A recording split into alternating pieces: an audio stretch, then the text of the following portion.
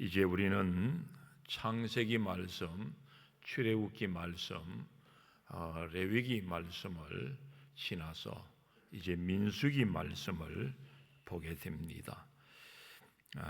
민수기 말씀 우리가 보게 되는데, 여러분들 집에 가서 성경을 내 읽는 분량을 따라서 성경을 읽기도 하지만, 내 분량대로 성경을 읽으면서 돌아오는 주일에는 또 민수기 말씀 계속 되어지니까 민수기 말씀만 한 번, 두 번, 세 번, 오늘 말씀을 보았으면 그 다음 말씀 차례대로 한번 쭉 읽어보고, 그 민수기 말씀만 딱 읽으면 시간 얼마 안 돼요.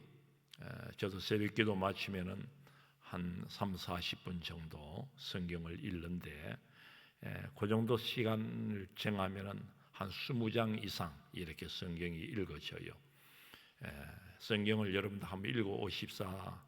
그동안 제가 말씀을 못 드렸는데 창세기, 출애굽기 말씀, 레위기 말씀을 볼 때도 그 말씀들을 여러분들이 두 번, 세 번 읽어왔으면 참 많이 이해가 되었겠다 하는 생각이 듭니다. 늦었지만은 이 말씀을 드리면서 이제 레위기 말씀, 오늘은 9장 본문의 말씀을 보게 되는데 1장 말씀부터 여러분 좀 읽어왔으면 좋았겠다, 이런 생각이 이제 가로늦게 좀 생각이 듭니다.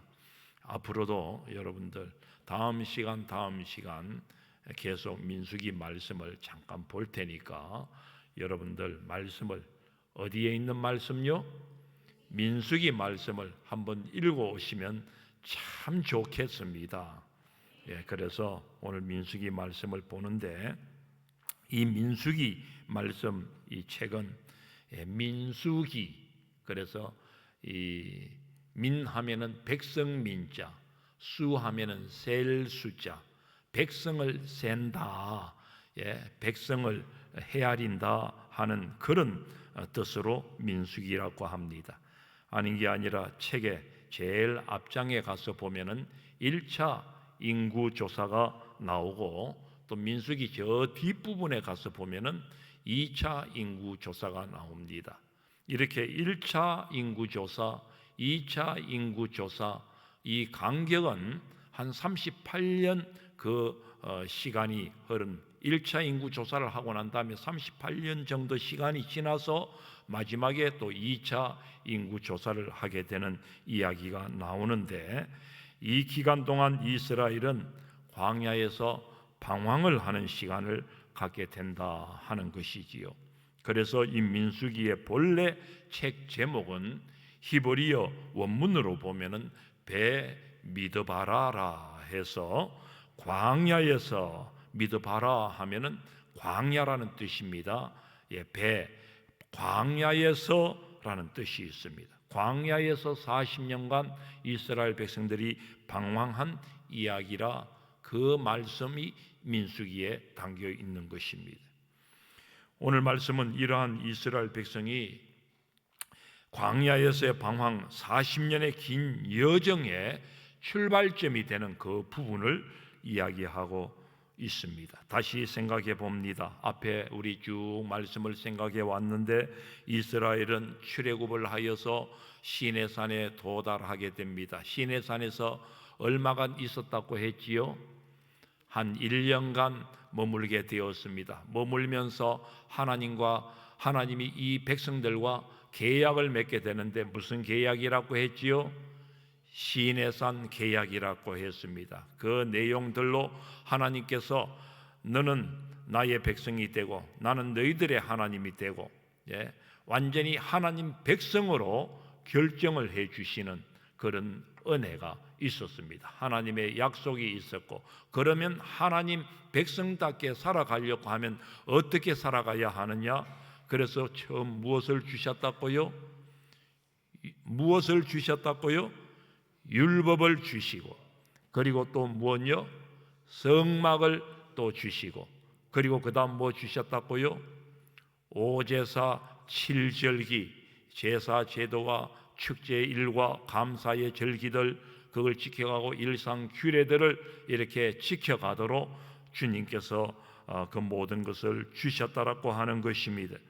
그런 후에 약속한 가나안 땅으로 들이시려고 이제 이스라엘 백성들을 출발케 하시는데, 오늘 말씀은 출발하기에 앞서서 몇 가지 지침을 알려주시고 계십니다. 여러분, 그렇지요. 우리도 어디 긴 여행을 하게 되면은 여러 가지 준비를 하게 되지요. 이처럼 하나님은 이스라엘 백성들에게 긴 여정을 하게 되는데, 이 가운데 어떻게 너희들이 진행을 해야 되느냐, 여러 가지 준비케 하시고 나가십니다. 그 첫 번째가 1장에, 오늘 말씀 읽지 아니했습니다마는 민수기 1장의 말씀에 보면은 이제 말씀드린 대로 첫 번째 인구조사가 나옵니다. 우리도 뭐 어디 긴 여행을 하면서 단체로 어디 여행을 가도 단체로 갈 때입니다. 그때는 항상 타고 내릴 때, 또 출발할 때 버스에 사람들이 분명히 탔나 인구를, 숫자를 헤아리지 않습니까? 그처럼 헤아렸다고 하는 것입니다. 그렇게 인구 조사를 한 결과 전쟁에 나갈 만한 나이 20세 이상으로 인구를 조사했는데, 그 인구가 총 몇 명이었는가 하니까 60만 3,550명이었다고 1장 46절에 보면 정확하게 이야기를 하고 있습니다. 그렇게 장정만 한 약 60만 명 정도가 되었으니 얼마나, 우리 포항 인구보다 많은 인구예요. 장정만 60만 정도고, 거기에 부녀자들, 아이들, 그리고 이스라엘 백성 속에는 잡족들이, 여러 민족들이 따라 들어왔다고 했지요. 그들까지 다 합치면은 좋게 200만은 되었을 거다, 그렇게 우리 늘상 얘기하고 있는 것입니다. 이스라엘 조상 야곱이 저 애굽에 처음 내려가서 정착해서 고센 땅에서 살 때는 70명 되는 가족들이 살았습니다. 그리고 거기에서 점점 번성하기 시작했지요. 그리고 400년, 430년의 그 긴 시간 동안에 정말 중다한 백성을 이렇게 이루게 된 것입니다.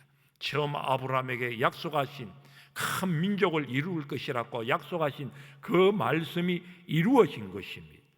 하나님의 말씀은 약속대로 이루어지는 줄로 믿습니다.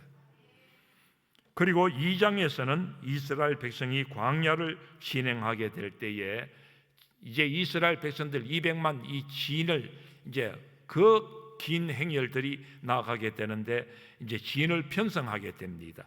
그리고 행진의 순서를 그렇게 정해 주시는데, 이스라엘 백성들이 머물 때에는 세 지파별로, 세 지파, 동쪽에는 유다, 이사갈, 여러분 잘 보입니까? 글자가 보여요?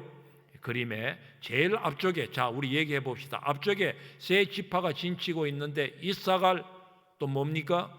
유다, 그리고 스불론, 이 세 지파가 제일 앞쪽에. 반드시 아십시오.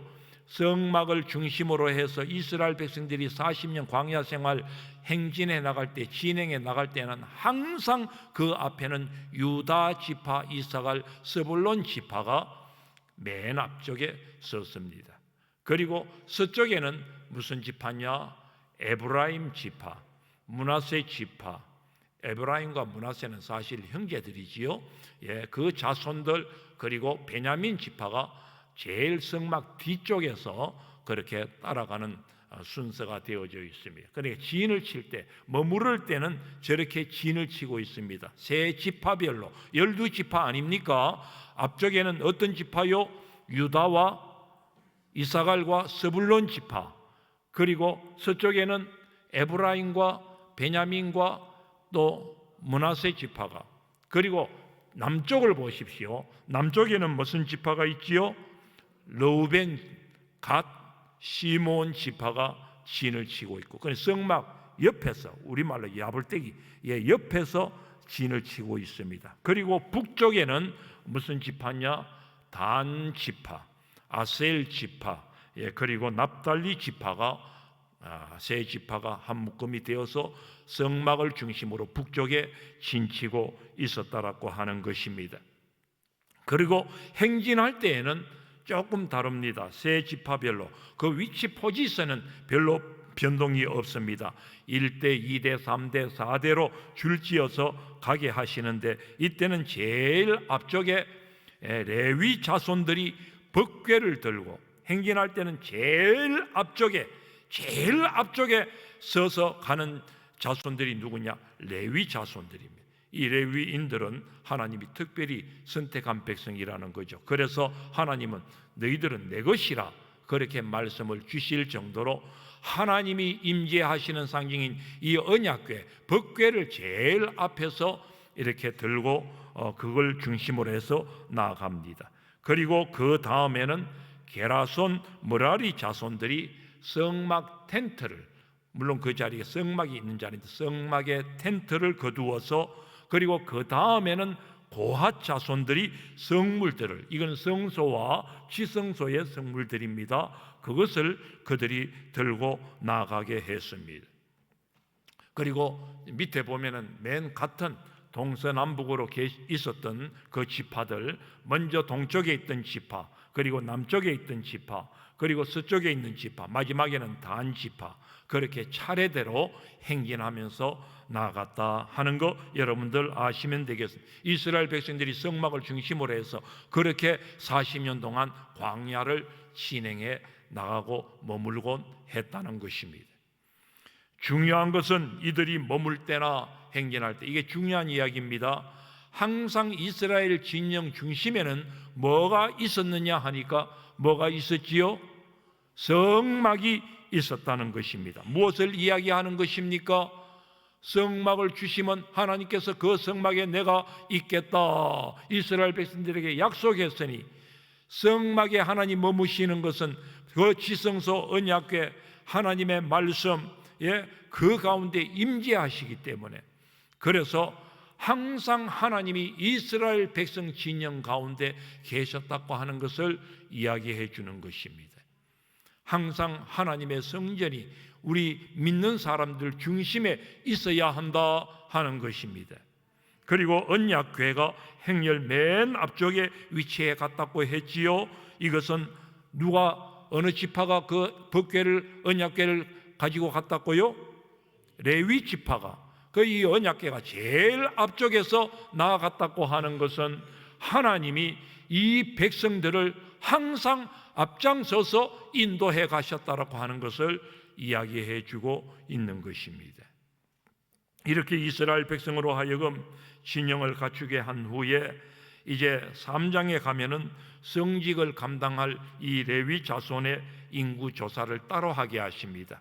처음에 1차 인구 조사하고 60만 명 되는 그런 사람들을 헤아리고 난 다음에 다시금 그 가운데서 레위 자손들은 따로 다시 한 번 더 조사를 해보아라. 몇 명 정도 되는가? 이 레위 자손들을 조사하게 했습니다. 왜? 이들은 중요한 하나님의 성막을 봉사할 임무를 가진 특별한 사람들. 그래서 하나님이 이제 말씀드린 대로 그들은 내 것이다 그렇게 말씀하여 주셨을 정도입니다. 그 이야기를 3장에서 하고 있고요. 4장에 가면은 행진시의 성막 기구들을 이제 그림으로 보았지요. 이제 성막을 이래 세워놨다가 이제 행진하면은 성막을 그대로 들고 갈 수는 없잖아요. 그래서 이제 그 성막을 해체합니다. 해체하면 텐트는 누가 가져가고 그 성막에 있는 성물들은 누가 가져가고, 요걸 다 하나님께서 포지션을 정해가지고 분담하게 했습니다.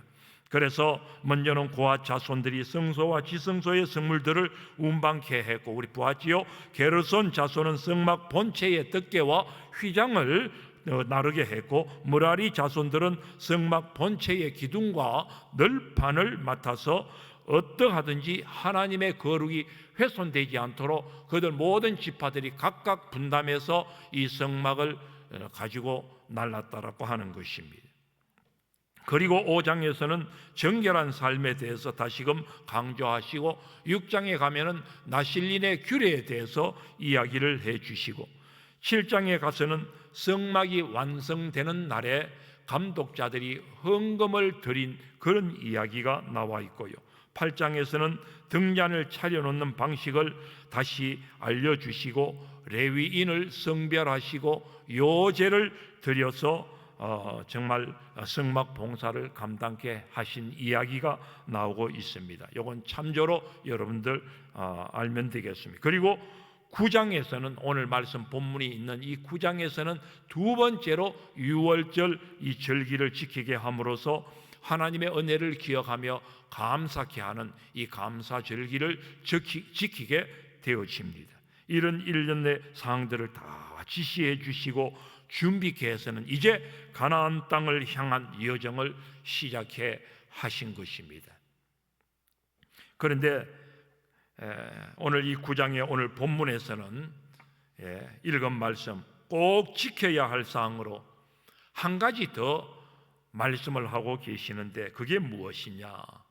성막에 덮인 구름이 떠오르거나 머물 때에 저렇게 불그스름하게 이렇게 있는 것은 지금 밤인 것 같습니다. 그러니까 구름에 하나님의 불이 임하여서 이 구름이 불기둥으로 임하는 것입니다. 낮에는 구름으로 꽉 덮여 있고 성막을 중심으로 뻗치는 것입니다. 그래서 구름 기둥이라고 얘기하고 불기둥이라고 얘기하는데 지금은 밤에 성막이 있고 불기둥이 임하는 그런 모습인 것입니다. 성막 위에 덮인 구름이 떠오르거나 낮에 구름이 떠오르든지 밤에 불구름 기둥이 떠오르든지 그렇게 떠오르면 진행하고 그 구름이 떠오르지 않고 가만 성막에 있으면은 이스라엘 백성들은 어떻게 해요? 행진하지 아니하고 그 가운데 진을 치고 아까 말했던 동서남북으로 성막을 중심으로 해서 진을 치고 머무는 것입니다. 그래서 하나님은 오늘 이 구름 기둥과 불 기둥을 통해서 당신이 자기 백성과 함께 하심을 분명히 보여주셨다라고 하는 것입니다. 우리가 다시 한번 더 깊이 생각해 봅니다. 이 구름 기둥과 불 기둥의 의미가 무엇이냐? 먼저 구름 기둥과 불 기둥은 자기 백성을 지키시고 보호해 주심의 의미가 있었습니다. 여러분 지난 시간 말씀드렸지만 광야는요 사람이 살 곳이 못 됩니다. 왜냐하면 낮에는 너무 뜨겁고 밤에는 너무 춥기 때문입니다. 그래서 낮에는 그늘이 있어야 이렇게 지낼 수 있고 밤에는 춥기 때문에 좀 따뜻함이 있어야 지낼 수 있는 그런 곳이 바로 광야입니다. 이것을 하나님은 해결해 주셨으니 낮에는 구름으로 그늘을 만들어서 시원하게 지낼 수 있게 해 주셨고 밤에는 이 구름에다가 하나님의 불이 임하면서 이 구름이 밤에 팍 깔리는데 뜨거움이 꽉 밀려오는 거예요. 그래서 그 추운 광야를 잘 지내도록 하나님은 따스함을 허락해 주셨다 하는 것입니다. 그리고 환히 밝혀주심으로 어두움과 두려움에서 지켜주시고 인도해 주셨음을 알 수 있었습니다. 이스라엘을 40년간 그렇게 인도하신 것입니다. 하나님이 이렇게 인도하시지 않았으면 이스라엘 백성들이 결코 이 광야 생활을 해나갈 수 없었다고 하는 것을 다시 한번 생각해 볼 수 있는 것이지요. 이처럼 오늘도 하나님은 하나님의 백성들, 예수 믿는 저와 여러분들을 이렇게 철저히 지키시고 인도하여 주심을 믿으시길 바랍니다. 하나님은 우리가 지금은 구름기둥, 불기둥 우리 눈에 보여지지 않지만 하나님께서는 우리를 그렇게 인도하신다. 교회 생활을 잘하는 예수 잘 믿는 성도들을 하나님께서는 분명히 인도하신다. 이 믿음을 갖고 나아갈 수 있기를 원합니다. 얼마나 하나님이 자기 백성을 철저히 지키고 인도하시는지 여기에 대한 이야기가 하나 있는데요. 1967년 6월 5일에 소위 이스라엘과 아랍 전체 나라와 싸운 6.1 전쟁이라고 하는 이 전쟁이 있었습니다. 중동 6.1 전쟁이라고 합니다. 많이 들어보셨고 저도 몇 번 설교 시간에 말씀드렸는데 그때 이스라엘은 인구력에 있어서는 이스라엘 인구력은 저 아랍 전체 중동 지역의 전체 인구와 비교하면은 100배나 더 넘는 그런 아랍 연합군과 전쟁을 했다라고 하는 것입니다. 그렇지만은 6일 만에 전쟁이 끝났으니 누가 이겼다고요? 이스라엘이 저 100배나 넘는 인구력을 가진 아랍 모든 연합국들, 그들과 전쟁에서 승리했다고 하는 것입니다. 그때 이후로 지금 이스라엘과 중동 아랍권과 끝없는 갈등과 전쟁의 긴장 속에 지금 또 나아가고 있습니다. 지금 거기가 제일 지금 중심이 돼요. 지금 우리가 긴장을 가지고 나갈 수밖에 없어요. 자칫 잘못하면 중동 전쟁이 3차 전쟁이 세계 전쟁이 되겠다. 이래 염려 걱정하고 있는데, 또 우리가 기도하고 있는데, 세상에 저 북한 사람들이 저 김정은이가 또 군대를 파견해 가지고 러시아에 지금 군대 파견해서 우크라이나와 함께 전쟁을 하게. 여러분들 군사 지금 1,000명, 2,000명이 아니라 10,000명 이상을 지금 러시아에 파견해 가지고 지금 도와주면서 전쟁을 한다는 거 여사일로 보면 안 됩니다. 진짜 이것도 기도해야 됩니다. 저 유럽이 가만히 있겠습니까? 지금 가만히 주시하고 있습니다. 진짜 북한 군사들이 지금 러시아를 지금 원조해서 저렇게 그냥 전쟁에 도움을 주고 하면은 옛날 1차, 2차 대전 때 유엔 연합군이 참 이렇게 나라들을 이렇게 결성해서 나갔던 것처럼 저 유럽에도 나토 방위군들이 있으면 유럽이 이래 뭉쳐서 있습니다. 더 전쟁 물자를 대주고 또 거기서 군사들을 파견할 수밖에 없고, 이래 되면 이제 진짜 막 연합국들이 전쟁을 하게 되는 거예요. 이러면 이제 막 붙을 불이 붙어서 세계 3차 대전이 일어날 가능성이 오히려 거기에 있지 않을까, 이런 염려도 없지 않아 있습니다. 얘기하다가 말았는데, 아무튼 이 중동 지역에서의 이 긴장감, 그때부터 지금까지 계속 이어지고 있고, 지금은 직접적인 나라는 이스라엘과 이란과의 이 갈등 속에 지금 이란이 은거히 겁을 내고 있어요. 왜냐하면 지금 아무리 해도 잘 안 되고, 이스라엘이 정확하게 폭격하고 정확하게 신무기를 가지고 그렇게 나가니까, 이스라엘은 지금 원자폭탄을 가지고 있는 나라입니다. 핵을 가지고 있는 나라예요. 조그만 나라지만 겁 없는 나라예요. 저 네탄야후가 총리 그분이 정말 좀 무서운 사람이에요. 그분이 좀 빨리 좀 사라지고 좀 다른 사람이 나와야 되는데, 아무튼 지금 아랍과의 긴장의 끈을 놓지 않고 지금 나아가고 전쟁을 하고, 보이지 않는 전쟁을 하고 있습니다. 그때 이후로입니다. 그런데 6.1 전쟁을 이끈 사람이 모세 다이안이라고 하는 이 장군이었는데, 그가 세상을 두렵게 한 말이 있습니다. 무슨 말을 했는가 하니까, 우리에게는 저들을 이길 수 있는 신무기가 있다라면서 세상을 깜짝 놀라게 했습니다. 그래서 다들 그때는 신무기가 뭔가 원자폭탄, 수소폭탄을 능가하는 그 어떤 다른 또 신무기가 있는가 아주 궁금해했는데, 모세 다이안은 그때 궁금해하는 세계를 향하여서 한 말이 무엇인가 하니까 하나님의 말씀을 당당히 이야기하는 것입니다. 하나님의 말씀 시편 121편의 말씀을 공개하면서 나아갔다고 하는 것입니다. 여러분들 시편 121편 말씀 오늘 시간이 좀 가지만은 한번 우리 힘차게, 그때 6.1 전쟁을 승리로 이끈 이 모세 다이안 장군이 이 말씀을 제시하면서 이 말씀을 붙들고 우리는 전쟁을 한다, 우리는 승리할 수 있다. 그 말씀이 무슨 말씀이냐? 시편 121편의 말씀입니다. 그렇게 긴 말씀은 아니지만 우리 같이 한번 읽어봅니다. 시작. 내가 산을 향하여 눈을 들리라. 나의 도움이 어디서 올까? 나의 도움은 천지를 지으신 여호와에게서로다. 여호와께서 너를 실족하지 아니하게 하시며 너를 지키시는 이가 졸지 아니하시리로다. 이스라엘을 지키시는 이는 졸지도 아니하시고 주무시지도 아니하. 여호와는 너를 지키시는 이시라. 여호와께서 내 오른쪽에서 내 그늘이 되시나니 낮에 해가 너를 상하게 하지 아니하며 밤에 달도 너를 해치지 아니하리로다.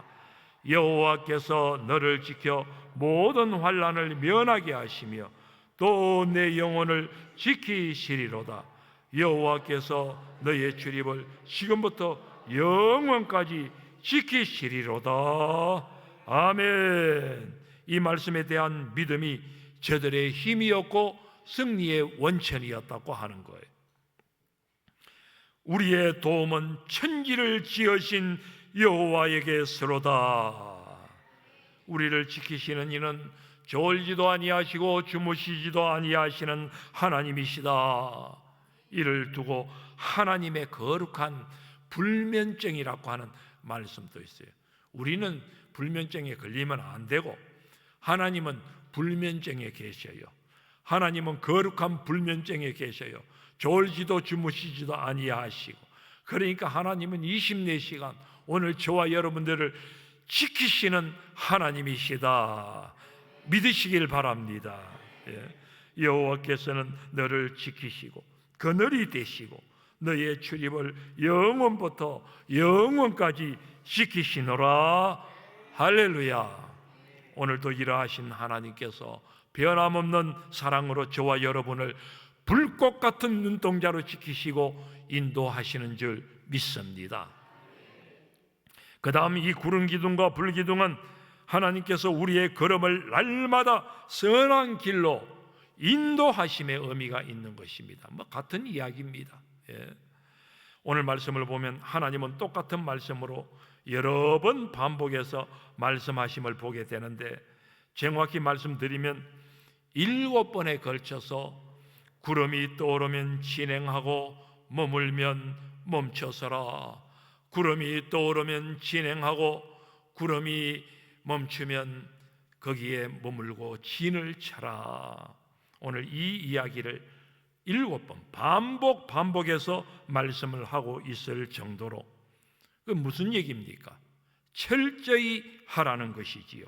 7번 말씀하셨음에 7이라고 하는 숫자는 성경에서 완전수를 이야기한다고 했지요. 그러니까 하나님 말씀은 정말 너희들이 귀담아 듣고 이 말씀대로 구름이 머물면 너희들도 머물고 구름이 떠오르면 진행하여라.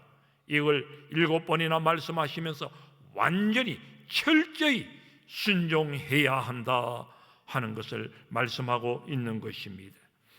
이 말씀을 온전히 따를 때에 주님께서 앞서 말씀드린 보호하시고 지켜주시고 그리고 그들의 행로를 인도하여 주신다 하는 것입니다. 그래서 이 구름 기둥과 불 기둥은 오늘날 차량을 운전할 때에 우리 생각과 계획보다도 더 정확히 길을 인도하는, 안내하는, 차량에 잘 붙어있는 요즘 신식 좋은 거 있지요. 뭡니까? 어떤 여자가 나와가지고 얘기하는 내비게이션, 바로 이 내비게이션인 것입니다. 그러니까 하나님의 내비게이션, 바로 이 구름 기둥, 불 기둥이었던 것입니다. 이 구름 기둥, 불 기둥, 내비게이션이 오늘날 우리에게도 여전히 내비게이션으로 주어졌으니, 오늘 우리에게도 이 내비게이션이 주어졌으니, 구름 기둥, 불 기둥은 아니지만은 오늘 우리에게 주어진 내비게이션이 무엇입니까? 바로 하나님의 말씀인 것입니다. 아멘. 하나님의 내비게이션인 이 말씀은, 그래서 여러분도 성경 많이 읽으라. 오늘 이 말씀은 우리 인생 여정 끝나는 날까지 우리를 지키시고 인도하실 줄 믿습니다. 말씀을 맺습니다. 시편 48편 14절 말씀에 하나님은 말씀하셨습니다. 이 하나님은 영원히 우리 하나님이시니 그가 우리를 죽을 때까지 인도하시리라. 아멘. 너무나 좋은 말. 너무나 이 말씀 받을 때 우리 하나님이 좋으신 분. 우리가 언제 죽을지 모르지만 그날 그 죽는 시간까지 우리를 인도하시겠다.